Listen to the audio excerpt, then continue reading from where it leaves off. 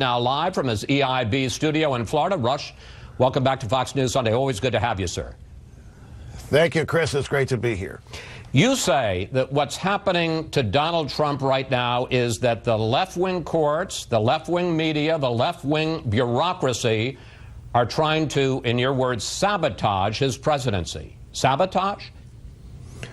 Well, actually, I do. And it's driven by two things, actually. The first thing that's going on, Chris, in my view, it is preposterous to believe that the Russians had any effect on the outcome of voting in this country. It's absurd. There is no evidence. Zilch. Zero. Nada. The New York Times has run two stories that are basically propaganda on this, one in October and one this past week, and both stories clearly say no evidence. Nobody they've talked to has any evidence whatsoever to suggest it. The second thing I think that's important for people to remember, people that voted for Donald Trump, people to support Donald Trump, really, really believe that they were going to lose the country if Hillary Clinton won. This is not an idle thought. It's not an exaggeration. They really believe that the country as founded was up for grabs. It was over if Hillary had won, if the Democrats had another 4 or 8 years to do what they do with the judiciary and so forth. So those two things, and I think if you try to understand both of those, not you personally, but people have a much greater ability to understand Trump and his supporters if you can intellectually accept those two premises. You also use a phrase which I have to say that I only heard for the first time in the last couple of weeks, the deep state. And that's the notion that there's an Obama shadow government embedded in the bureaucracy that is working against this new president. I think some folks are going to think that's right on, and some folks will think it's awfully conspiratorial. Well, I would love to claim credit for that, but actually I think a reporter by the name of Glenn Greenwald at The Intercept, who has got a relationship with, what's his name, Assange, I think he actually coined the term, and I think it works. I don't think who's driving this business that the Russians hacked the election? It's a Democrat party. It's Hillary. It's Obama. It's all those people who just can't accept that and they you think lost. They're behind the leaks too? Absolutely. Of course they are. They're trying. Look, if they can't win at the ballot box, you know they're down 1,200 seats since 2010. They've become a marginal party electorally. All they've got is their embeds in the bureaucracy and the judiciary, and they're pulling out all the stops. There's no question. This business that the Russians hacked the election, this is serious allegation that is impossible. The Russians could not have had any impact whatsoever on voting, either how they were cast or how they were counted. In fact, if you want to say they did their job. Hillary won the popular vote. How could they have possibly had any, this whole premise? And it's been driving news coverage here ever since Trump took office and even before.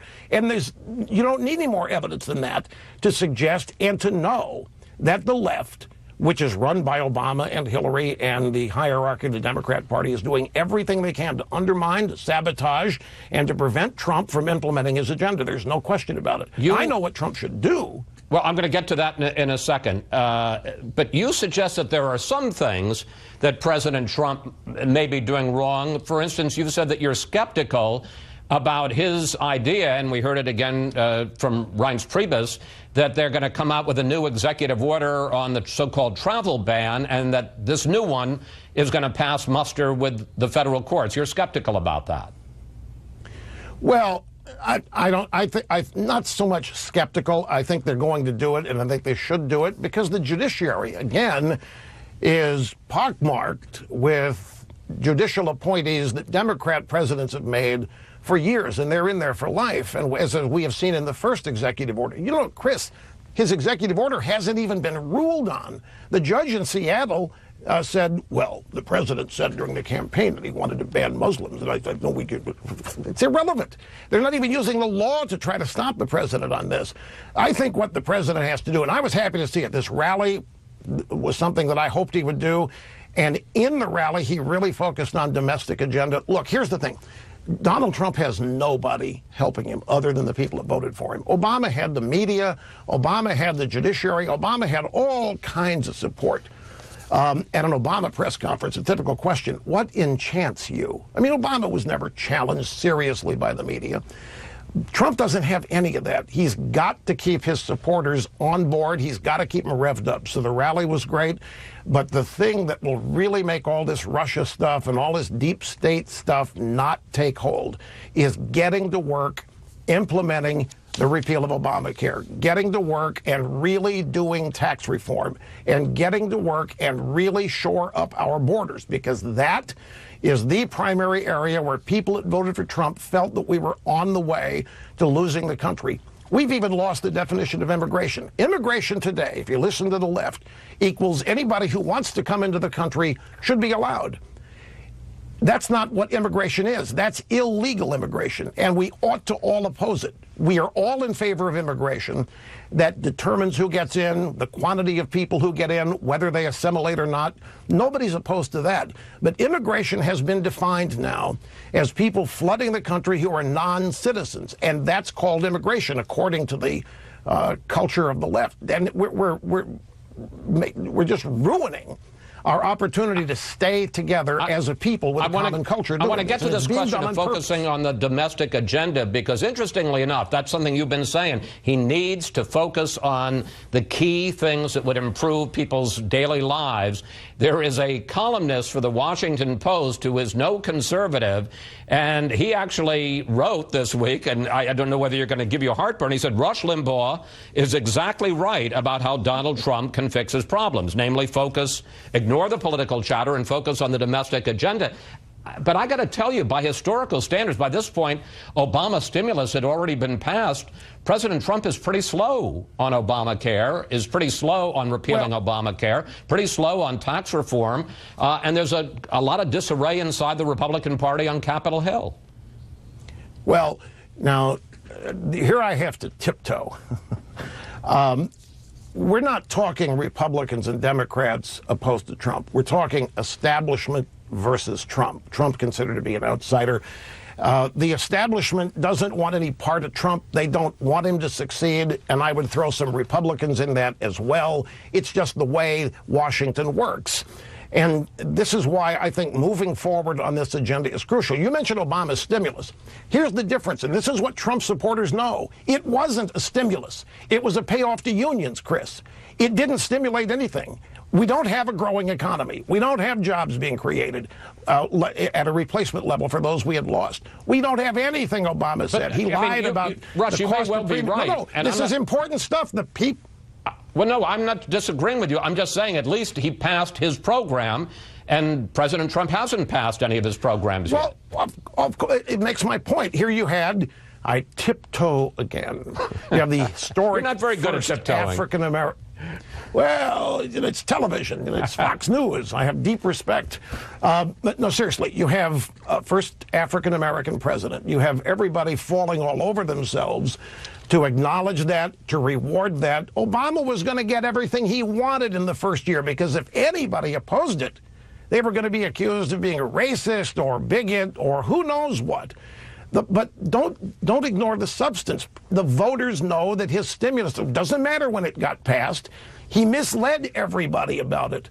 The people of this country are tired of being misled. They're tired of voting based on what candidates have told them they're going to do, and nothing ever changes. Trump has a wide berth here, Chris. The media did not make Donald Trump, and they can't destroy him. But the media thinks, and when I say media, let me define ABC, CBS, NBC, New York Times, Washington Post, USA Today, LA Times, that cadre. They have a formula, they have a blueprint for destroying Republican political officials they don't like. It's not going to work on Trump.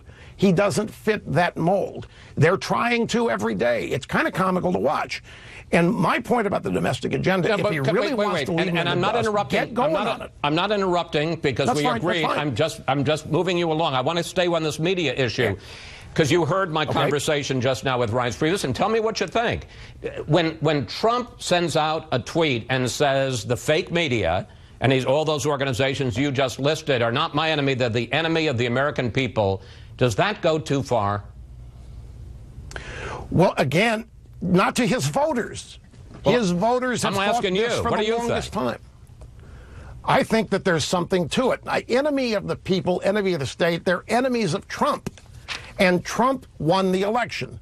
Trump won on substance. Trump did more interviews. He explained his agenda more than any political presidential candidate ever has in my memory, and he has tried to stick to it as people perceive it.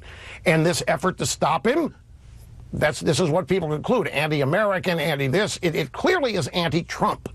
And Trump has a connection with his voters that most politicians don't have. I understand it perhaps better than anybody in media. And that connection that he has is not anything that anybody else can break. Only he can break it. And I got about a minute left, so I'm going to ask you to keep the time on this. Is that all? As you look, no, you've been doing great. As you look at where they are 1 month in, is he in good shape? Is he in trouble? What's the state of the Trump presidency? 1 minute. My impersonation, well, it depends on who you ask. If you ask the media, they want people to believe that it's chaotic and falling apart, and it's already over. Trump's defeated. He doesn't know what he's doing, and everybody's running away from it, and we've got people in the deep state trying to sabotage Trump in order to save America. I think he's doing exactly what he said he was going to do, and at the bottom line, I don't really think he's fazed by all of this.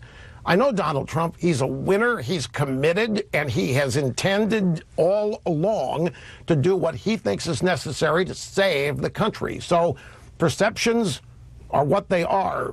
Keep an open mind. We're only 1 month in, and he's got 3 years and 11 months to go. And his supporters have nowhere near gotten to the point where they're worried or want to abandon him. They hope he hangs in. They hope he just continues to stick it to them. And they want to see this agenda moved. And believe me, that's the magic here. Get tax reform, Obamacare repealed, and he's free. Rush, thank you. Thanks for coming in today. Always good to talk with you. Please come back. Thank you very much, Chris, and I appreciate this very much. I really do. Always a pleasure. Up next, we'll bring in our Sunday group to discuss President Trump's effort to seize control of the narrative from the media. Plus, what would you like to ask the panel about the president's first month in office?